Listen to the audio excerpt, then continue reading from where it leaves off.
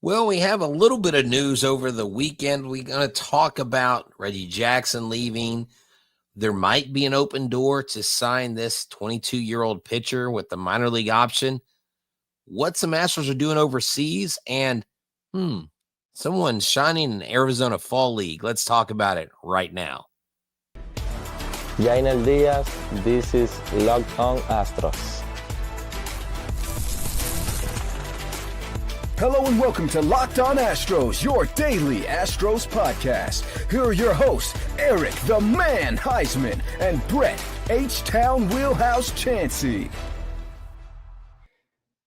We are Locked On Houston Astros, and we update you joins for a daily Locked On Astros podcast. My name is Eric Huysman. You can find me on X at Eric Dockstros. You can find the show at Locked On Astros, your team every day. Brett, where can I find you at? They can find me at h-town wheelhouse on X, Instagram, and TikTok. They can find me at Astros411 on X and on Facebook, and at Back to the Bullpen on X, on Instagram, on YouTube, and on iHeartRadio, where, look, I'm always positive. I'm always Roy Oswalt standing, always Stros. Guys, thank you for making us your first listen on Apple, Odyssey, Spotify, wherever you listen to your podcast. Go and check out the Locked On Astros podcast. Today's episode is brought to you by Game Time. Download the Game Time app, create an account, and use the code LOCKEDONMLB for $20 off your first purchase. And Brett, over the weekend, Friday night, I went to go watch Linkin Park.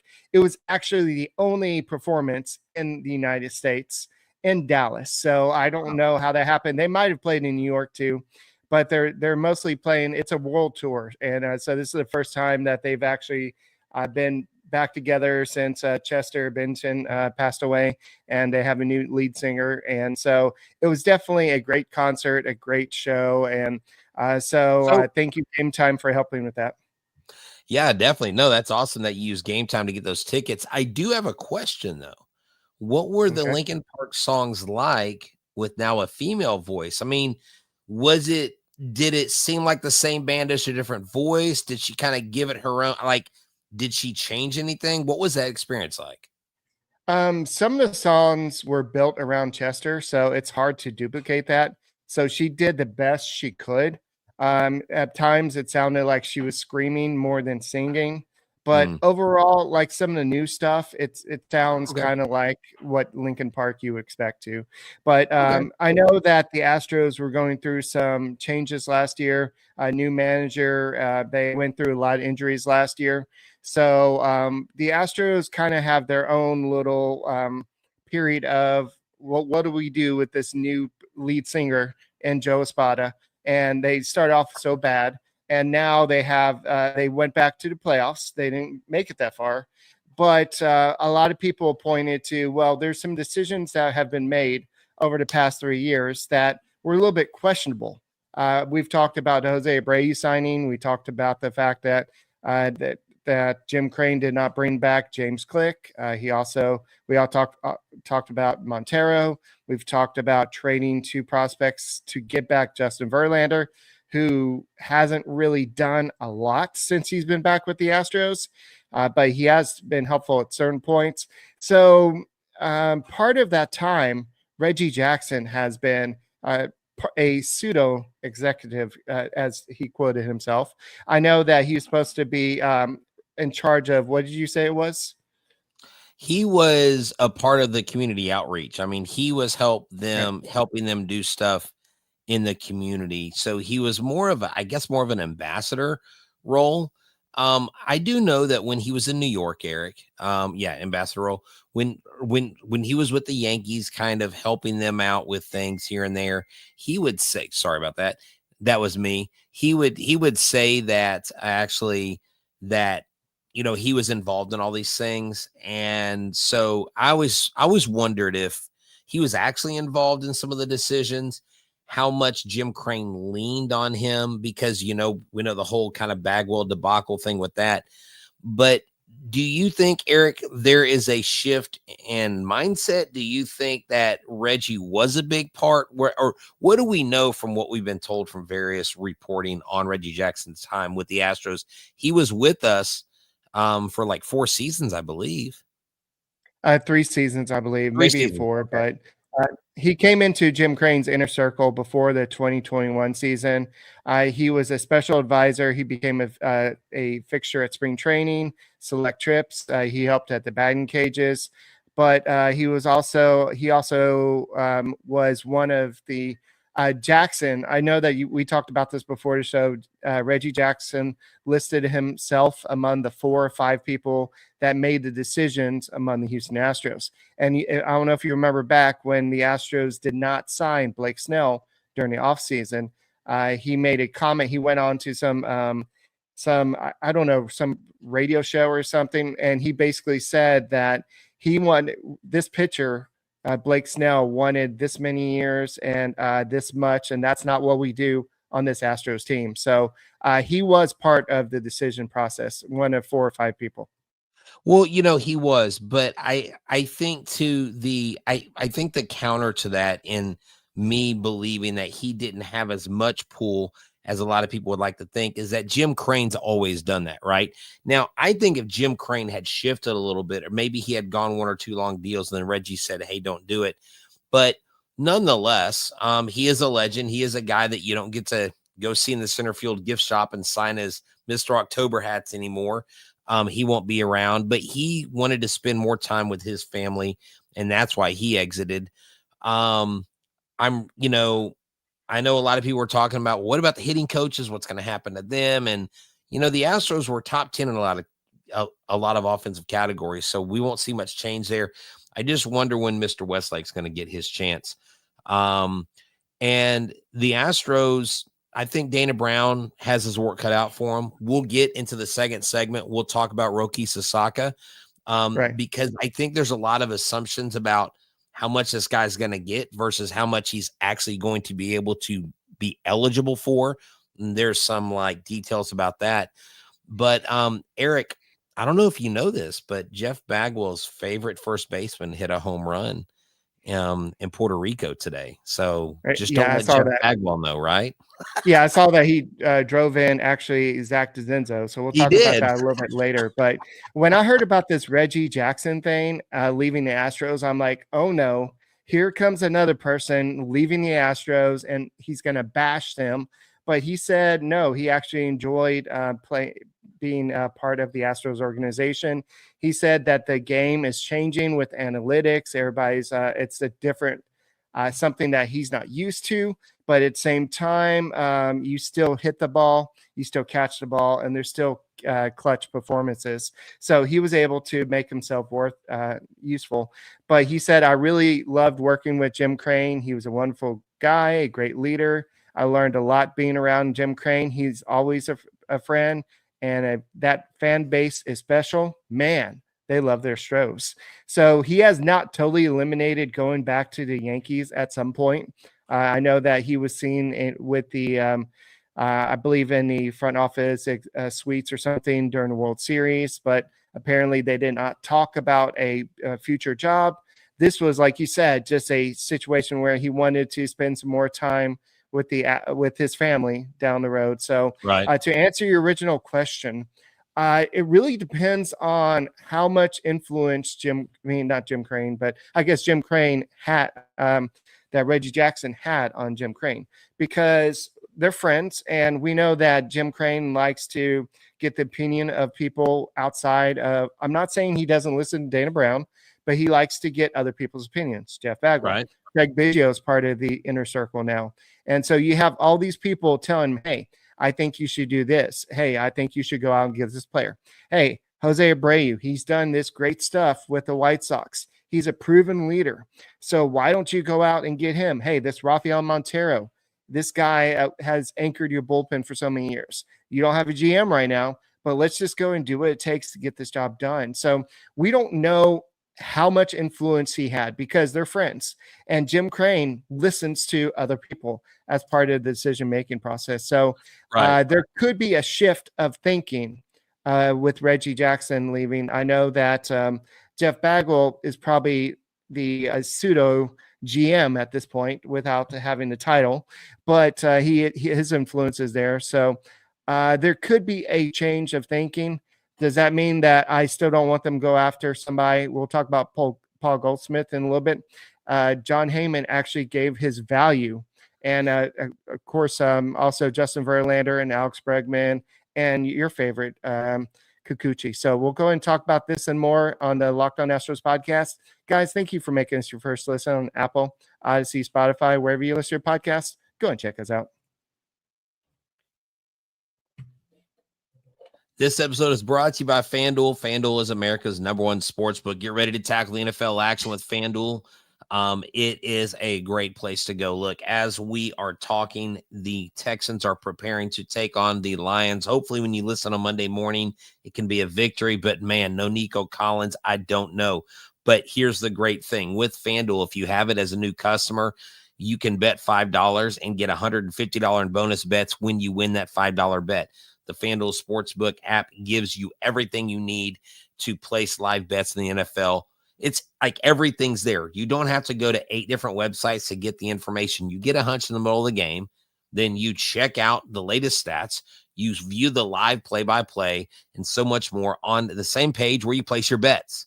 So just visit FanDuel.com to join today. You'll get started with $150 in bonus bets if you win your first $5 bet. That's FanDuel.com. Never waste a hunch and make every moment more with FanDuel, an official sportsbook partner of the NFL.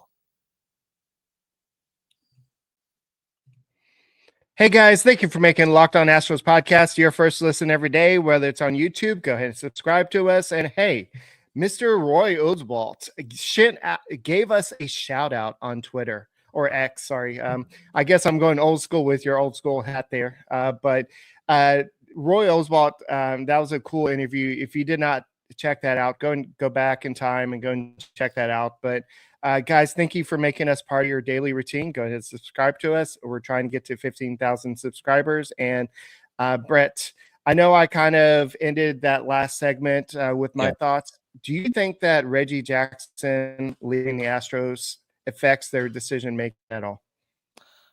0%. I don't think he moved the barometer very much. I don't think what they do is I don't think they're going to miss on any decisions. I don't think they're going to, not get a negotiation done on a player they want to get done. Speaking of negotiations, it was funny. And I find something on social media and I want to put it out on X because I know a lot of people will go to it and I just didn't follow through with it. I took a picture of Alex Bregman taking a picture at the Commanders game in Washington, D.C., okay? And he put "Go Commanders." And I was going to post, well, I guess Alex Bregman's playing for the Nationals. I was totally because you know how everybody sees one thing on social media and they think it's like a signal? Well, I didn't do it. Well, our friend Michael Schwab did it. 109,000 engagements later. And, of course, he puts in there, he puts, please don't sign with the Nationals. And of course, for the record, Bregman's family has ties to the ownership group, and he is there to watch Daniels, Jaden Daniels, who was an LSU Tiger.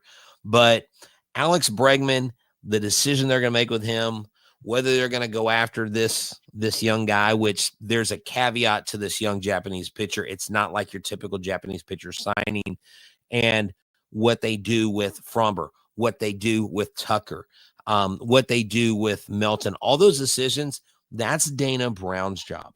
That is Dana Brown and the people that he has in those positions to make that decision. You're not going to see a Blake Snell come here. You're not going to see a Corbin Burns come here. We have pitchers in the barn. My big question is, what is Kikuchi going to do? Can they sign him? I know Boris said he's going to be expensive, but he hasn't made a ton of money, and it was only a portion of the season. Can you convince other teams from Boris's perspective that wherever he goes, he's successful? And can the Astros tell him, look, we'll get him here. We may not be able to touch that, but we can get this much in this like short-term deal. He'll still have Major League life left. You know what? We can also bring him. Maybe we can bring over Sasaki as well if we get Kikuchi. But the Sasaki thing's something that I want to talk about soon because it's not simply as signing a guy. Right. Before we get into that, I do want to bring up what John Heyman's predictions are for several notable free agents. Two of them are people that we have talked about, but Alex Bregman, he's expecting him to get 7 years, $170 million. Kikuchi, who you're all gung-ho about signing him. I am too, but I just don't see the Astros doing it at this point. 4 years, $68 million is what he's expecting. Christian Walker, I know that he has a qualifying offer attached to him. $60 million for 3 years, so $20 million a year. So it just depends. I think that he would be a good fit with the Astros, but are they willing to give up more international pool money, give up another pick or whatever it takes to get that done? So Paul Goldschmidt is somebody that I thought would be another buy low candidate, $13 million for 1 year. And Justin Verlander, everybody's wondering how much he's expected to get. He's not going to get that $40 million that he got last year. He's expected to get 1 year, $12 million, kind of like Max Scherzer is about to get. So the price tag for him has gone downhill because he missed most of the season last year. So with injury and the year before. So question, if you can't get back Kikuchi, okay, if you know that, you have injured players coming back, but you've got a solid rotation coming back. Would you give him $12 million to come back for 1 year in Houston? Would you give Justin Verlander 12? It depends on what they're looking for. Are they looking for the leadership? Are they looking him to be that workhorse? Because I don't know at his age, with the regression we saw in the past year, I think there's several reasons to say yes, but at the same time, what is it going to cost? I think the cost though in him being on the roster, even though it's only $12 million, the cost of him taking a roster spot from someone, you know what? Honestly, Eric, I would give Kikuchi that 4-year deal. I think Bregman absolutely comes back, but if you give Kikuchi that deal and you give Bregman that deal, I think you are definitely trading Fromber, and I think you are probably going to let Tucker walk and get the compensation pick. I don't think they're even going to come close to getting Tucker. Now, here is something that we have not talked about, and a little curveball I'm going to throw you. And I don't know if you and I mentioned it before. I know I mentioned it. I was talking to 2 different people today, you and a couple of people, about the Astros. The Minnesota Twins are open to trading Carlos Correa. He's willing, listen, he's willing to play third base. If we lose Alex Bregman, what if we brought in Carlos Correa, to play third base, who still has a cannon, okay, next to Jeremy Pena with Jose Altuve? You're probably going to have to trade away. I don't know how much he would garner because he's injury prone, but you may have to give up a Melton or something like that. What do you that is something that is being talked about out there, and the Astros is a place that people are talking about him landing. I mentioned it to you before the show, but that is a realistic thing that the Minnesota Twins are looking at. Because Eric, if he can stay healthy and you lose Bregman, I would rather have him than any aging third baseman that's out there. In 2025, Correa is set to make $37 million. In 2026, he's set to make $32.8. In 2027, $31.8. 2028, $31.3. And then there's team options from there: $25 million, $20 million, $15 million, $10 million. So if you're going to bring a player like Carlos Correa in, why don't you just keep the guy you have? And if you're going to pay somebody that much. So no, right. But he was like, when I saw that, I was like, okay, let's do it. Right. When I think of all these things, I'm not going to, I'm not your classic, it's not my money to spend, so spend whatever you want, Crane. But it's just something. And is he worth that? And Eric, in a trade like that, does the club that you're getting him from, do they take on any of that money? You remember when we Depends on the prospects that they give up. If you give up some top prospects like the Astros did in the Justin Verlander trade, yes, you're going to go ahead and they're going to eat up some of the salary. But that means you're going to have to give up a Bryce Matthews. You're going to have to give up a Zach DeZenzo. Yeah. You're going to have to give up even somebody, maybe even like Spencer Aggetti, or somebody spent a blue ball, forgot what his first name was, but you're going to have to give up some top talent in order to get that done. So yes, the Twins would take on some of the salary for the right prospects, but at the same time, that's a lot of money, dude. He signed a 6-year deal for $200 million with 4-year team options. I mean, if he could come here and be the Carlos Correa of old, sure. But he's never played third base before. Who knows what type of player he is right now? But third baseman, short, and look right there, you could wear your Carlos Correa jersey again. I mean, there's benefits, right? But there's been a lot of guys that make the switch from shortstop to third.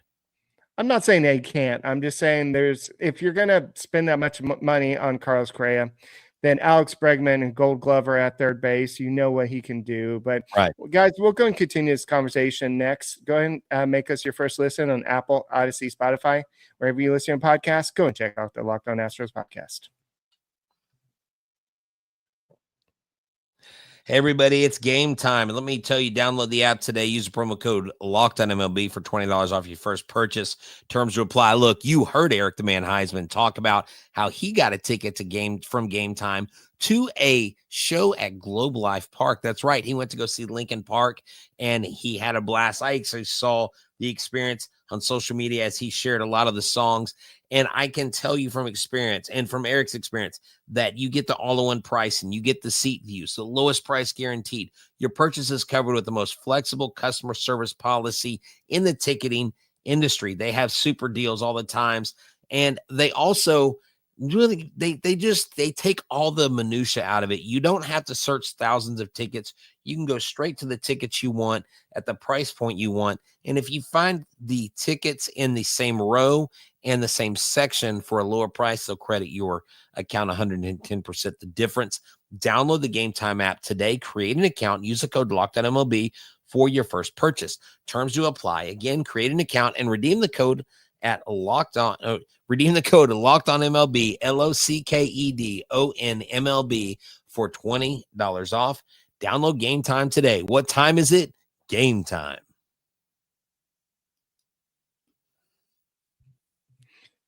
Brett's got Carlos Correa on his mind, and he cannot speak correctly. So, guys, thank you for making Locked On Astros podcast your first listen every day, whether it's on YouTube. Go ahead and subscribe to us. Make us first listen on Apple, Odyssey, Spotify, wherever you listen to your podcasts. Go and check us out. And somebody mentioned that they still miss Correa, and also somebody says, I can't find it off the top of my hand. You can find it if you can, Brett. But somebody said that of all the players that left, Carlos Correa had the most bark, and so this team is missing that kind of bark or something like that.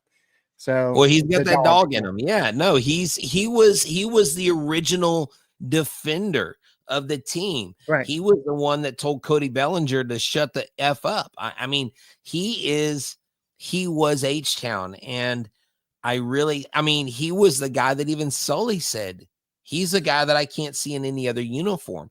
And his whole deal was sideways and weird and crazy. That free agency period, that was one time I would want to go back in time when we had the arson judge, Aaron Judge. We had Aaron Judge and San Fran. We had Ohtani going to Toronto, people following airplanes. You notice ever since that debacle from all the writers that we've been a lot more accurate in our reporting as a whole. And now, there are people that leak stuff all the time. Look, the point is with Carlos Correa that if you lose Alex Bregman, you need someone to come in that has leadership, that can do what Alex Bregman does, that has a glove, and that has a hell of an arm. That guy's Carlos Correa.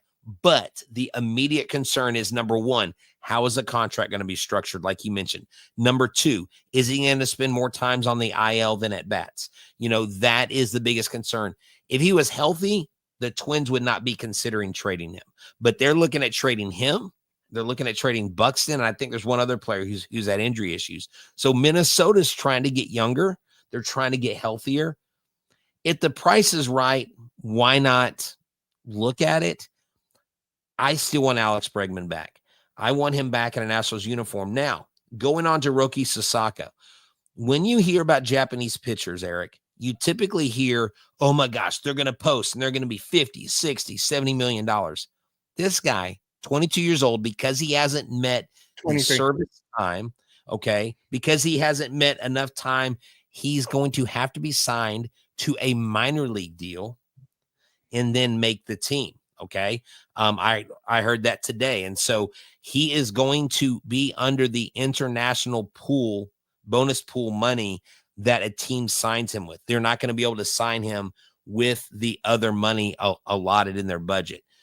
The problem with that is if he posts in 2024, if he gets picked up now, the teams that have the most money are like the Dodgers, the Red Sox, the Orioles, I think, not in that order. Those are the top three.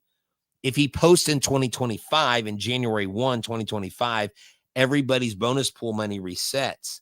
The Astros have $6.5 million in bonus pool, or I'm sorry, $5.6 million in bonus pool because they lost $500,000. So they're not one of the top teams. The Dodgers, they say, are the favorite. I think they're the darling of the media right now. But I think the Padres actually sit in a better place financially than the Dodgers do in 2025. And they sit in a better place, I think, this year too. But Eric, if some way, somehow we can get this guy on a minor league deal, Roy Oswalt endorsed this guy. And Roy Oswalt said, bring that kid over here. Yeah, and all depends on the kind of the bonus money. That's the main thing that you can get. And the problem with the Astros, like you mentioned, it's not just Josh Hader, but like I talked about off air, is that they also went over the luxury tax threshold last year, and so they were penalized some international pool money. And so that's something that they have to take consideration. Part of the reason why you probably won't see them go after anybody with qualifying offer is the fact that they'll have to give up some more international pool money. So you can technically trade for more international pool money, but it depends. The Dodgers are favorite if Sasaki would somehow post before January 15th. Dodgers would be the favorite because they have $2.5 million available. Right. Then the Orioles have the next most at 2.1. The Yankees at 1.4. The Giants at 1.2. Then the Red Sox at 990,000. The Astros all the way down there at. Okay, so the Red Sox are low. I thought the Red Sox were top 3 on that, but yeah. Well, that's in 2024. Right. So now, that's in 2024 if you post. It would benefit now him for 2025, like you mentioned. Yeah. If he so it actually benefit him as a player to, right. Yeah, and that's a lot of the speculation is that he will wait. But a team like the Dodgers is at the bottom. You have the Dodgers and the Giants that have $5.1 million in international bonus pool money. The Astros and Cardinals are at $5.6 million. Then everybody else is at 6.2 or higher. The teams that might have a chance at him, anybody on the West Coast, including the Mariners, they have 7.5 million. That's the only people I think are on that list that have a chance. And then if you're looking at the Orioles, they have 6.9 million. And then if you look at the rest of it, I've heard the Rangers has a possible chance, the Padres. I've also heard the Mets, and you talked about maybe the Red Sox, but they're at 6.2 million in 2025. Yeah. So yes, he could make more money, but I think there's still even a limit at how much they could do because the Ohtani back in 2017, he only received a $2.3 million signing bonus from the Angels. And we all know he's only getting like $2 million for 10 years, which we know is a bunch of crap. Anyways, Hewitt says we can give 5.6, and then the AC company that's sponsored with the naming rights gives them another $5 million under the table. Hewitt's basically making illegal cash deals with foreign players. Hey, look, FBI, don't come knocking on our door. Go to Hewitt's house because Yeah. And look, guys, I'm sorry, Lance McCullers Jr., we're not trading him. He has no trade value. He's not done anything. Like, are we going to show him the 2017 World Series tape? I mean, that's really all he has. No offense. He's just been on the fence and he's been in recovery forever.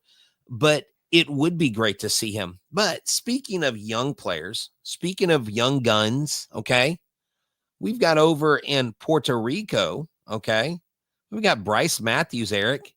We've got DeCenzo. And Jose Abreu. And Jose Abreu, former Astro great. I can't wait to see his tribute video. And then the Arizona Fall League. We also have Alex Santos. Before we get to those two, I just want to show y'all this. Alex Santos was one of the top performers this last week, 22 years old, 3 innings pitch, 4 strikeouts, 20 strikeouts, Eric, and 14 1/3 innings. Alex Santos, the second, is doing great. But it's kind of cool because Bryce Matthews and Zach DeCenzo are in the same infield together. Could it be a future Astros first and third base pairing?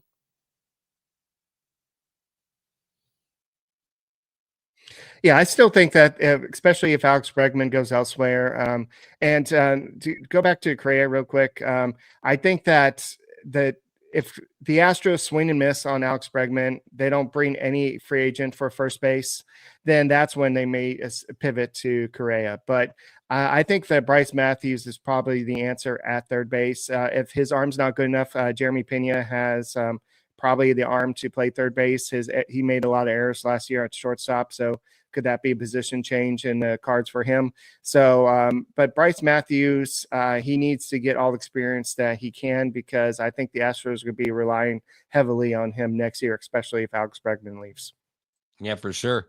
Well, hey, man, it's been a great show. We got some more stuff to talk about this week, so make sure y'all tune in to the Locked On Astros. Remember, we are your team every single day. Eric's been a great show.